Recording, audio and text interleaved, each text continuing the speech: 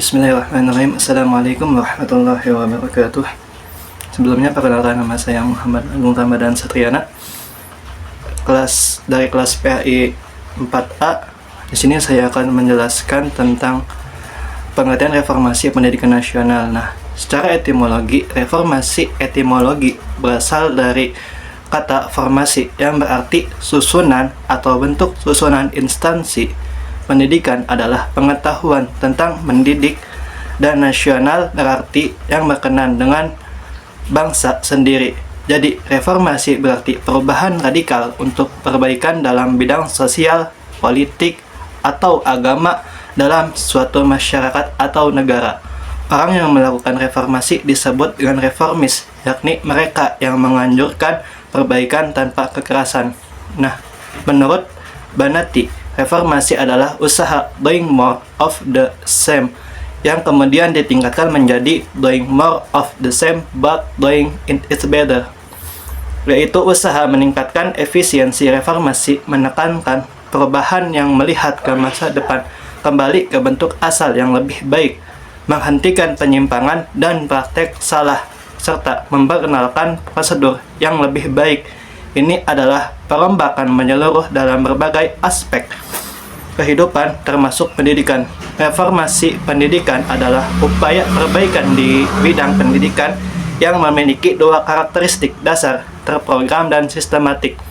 Reformasi terprogram berkaitan dengan kurikulum atau program institusi pendidikan, termasuk inovasi seperti ide, metode, atau sarana baru untuk meningkatkan proses pendidikan.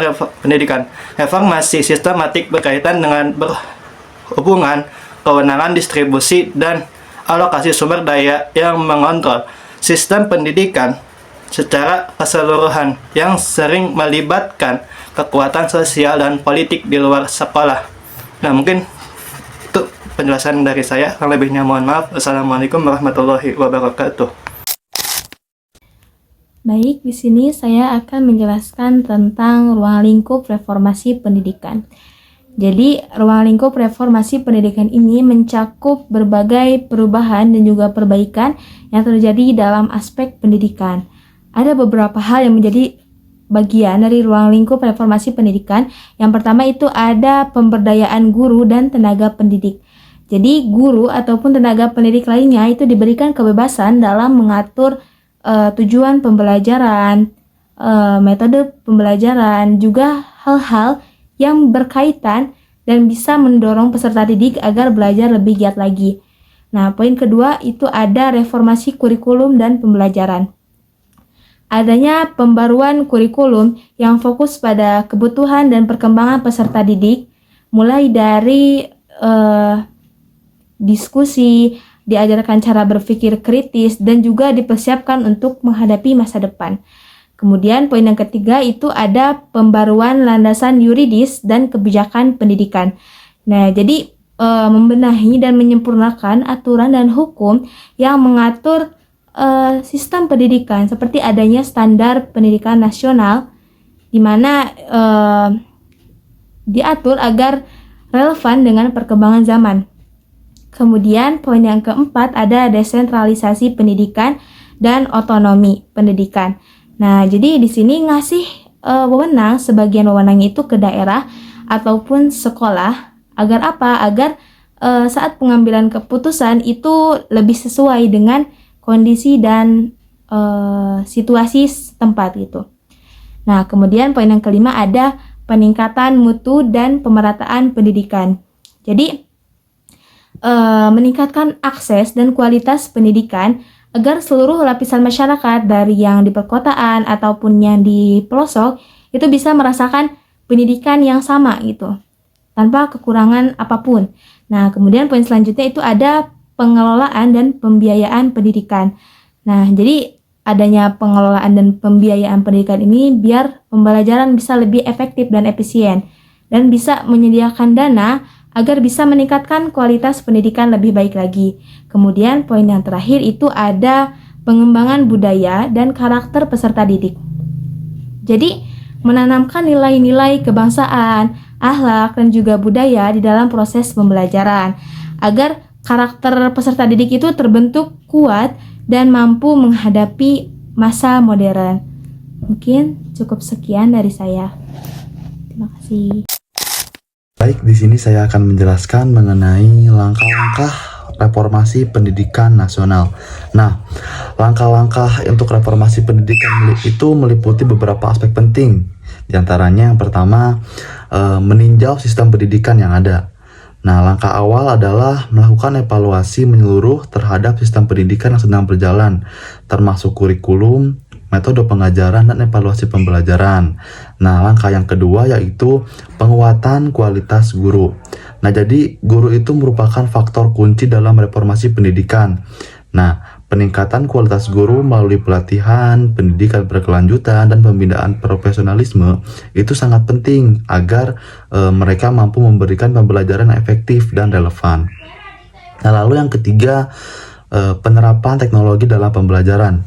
Nah, jadi pemanfaatan teknologi informasi dan komunikasi atau TIK dalam proses pembelajaran itu dapat memperluas akses pendidikan, meningkatkan kualitas, dan menciptakan suasana belajar yang inovatif dan interaktif. Nah, lalu yang langkah yang keempat yaitu pemberdayaan sekolah dan stakeholder pendidikan. Nah, jadi seperti memberikan otonomi lebih kepada sekolah dan melibatkan berbagai pihak seperti masyarakat dan dunia usaha dalam pengambilan keputusan. Nah, pendidikan itu sistem pendidikan lebih responsif terhadap kebutuhan peserta didik dan tuntutan zaman. Nah, lalu yang kelima yaitu perbaikan kurikulum berbasis kompetensi. Nah, jadi kurikulum itu harus disesuaikan dengan kebutuhan dunia kerja dan perkembangan teknologi. Nah, agar lulusan itu memiliki keterampilan praktis yang relevan dan siap menghadapi tantangan masa depan. Nah, lalu yang keenam langkahnya yaitu pengawasan dan evaluasi sistem pendidikan. Nah, jadi seperti melakukan pengawasan ketat dan evaluasi yang berkala. Nah, untuk memastikan implementasi kebijakan pendidikan itu berjalan sesuai rencana dan menghasilkan perbaikan berkelanjutan. Nah, lalu langkah yang terakhir yaitu desentralisasi dan manajemen berbasis sekolah. Nah, jadi seperti memberikan kewenangan lebih luas kepada pemerintah daerah dan sekolah dalam mengelola pendidikan, termasuk pengembangan kurikulum dan perekrutan tenaga pendidik, dengan tetap dalam menjalankan pemerintah pusat. Mungkin cukup sekian yang dapat saya sampaikan. Cukup sekian materi yang dapat saya sampaikan. Selanjutnya saya serahkan kepada pemateri selanjutnya. Assalamualaikum warahmatullahi wabarakatuh. Di sini saya akan menjelaskan mengenai implikasi atau dampak dari reformasi pendidikan nasional. Nah, implikasi atau dampak dari reformasi pendidikan nasional dalam konteks ini, sektor pendidikan yang sebelumnya kurang diperhatikan, yang kemudian menjadi perhatian yang penting. Nah, reformasi pendidikan ini berperan dalam mempersiapkan warga negara dengan berbagai kemampuan. Di antaranya yaitu yang pertama itu menyiapkan mental dan psikologis agar siap menghadapi perubahan dan perkembangan masyarakat. Nah, reformasi pendidikan ini bisa berdampak pada persiapan mental dan psikologis karena pendidikan itu bukan hanya soal pengetahuan, tetapi juga soal membentuk cara berpikir, bersikap, dan beradaptasi. Nah, pendidikan yang baik itu bukan menyiapkan manusia yang cerdas tetapi juga kuat secara mental dan stabil secara emosionalnya untuk menghadapi dunia yang terus berubah. Implikasi yang kedua yaitu implikasi atau dampak yang kedua yaitu mengembangkan keterampilan kerja yang dibutuhkan di dunia nyata. Nah, reformasi pendidikan ini berdampak besar dalam mengembangkan keterampilan kerja karena mengadaptasi kurikulum agar sesuai dengan kebutuhan dunia kerjanya. Nah, reformasi pendidikan ini tujuannya untuk menyelaraskan pendidikan dengan realitas sosial dan ekonominya. Nah, maka dari itu kurikulum itu terus diperbarui agar relevan dengan perkembangan industri dan teknologinya. Misalnya pendidikan vokasi atau pendidikan di SMK yang dikembangkan agar lulusannya itu siap langsung bekerja di sektor industri atau wirausaha. Dan sesuai dengan kompetensi abad ke-21 seperti berpikir kritis, kreativitas, kolaborasi, ataupun literasi digital. Misalnya metode proyek yang dampaknya itu siswa mampu memecahkan masalah bukan hanya tahu secara teori saja, tetapi juga mengasah keterampilan menganalisis, memanajemen waktu, dan menyusun strateginya. Misalnya ada beberapa sekolah yang menerapkan magang atau praktek kerja lapangan, sehingga siswanya itu mampu belajar secara langsung. Selain itu juga membekali siswa dengan soft skill, bukan hanya dengan hard skill-nya saja, tetapi juga soft skill seperti komunikasi yang baik, kemampuan beradaptasi, mampu bekerja dengan tim, disiplin, ataupun bertanggung jawab.